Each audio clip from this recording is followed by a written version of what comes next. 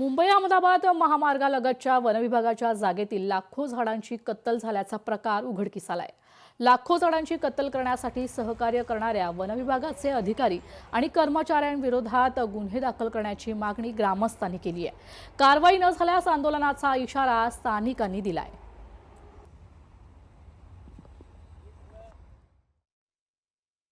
आणि यांचे परस्पर हे लोक कामं करतात। पहिली गोष्ट ते करायलाच नको होतं आणि एवढा मोठा प्रोजेक्ट झाला, पण अजून आम्हाला यायचं, आम्ही हमेशा ते येतो जातो, हे बोलतात हे साहेबांचे मग साहेबांचे पण नेमकं कोणत्या साहेबांचं आहे? आता बघा एवढा मोठा जंगल आहे, हे जंगल पूर्ण नायनाट करायचे। मग आता हे पूर्वीचं जंगल आहे आणि आता जीसीपी पोकलेन लावून हे जंगल सर्व तोडलेलं आहे आणि हे पूर्ण बाजू आणि ही काय म्हणजे इथे डेव्हलपमेंट आल्यामुळे डेव्हलपमेंटचा फायदा झाला पाहिजे, त्याच्यासाठी हे लोक रोपं लावतात। आणि जंगली रोपं तुम्ही मूल सोडून तुम्ही नवीन रोपं लावणार आणि पूर्वी पण फॉरेस्टवाल्यांनी किती रोपं लावले, सर्व एमएलए तरी रोपं आहे का नाही, आणि हे फक्त पैसे खायची ढोका करतात।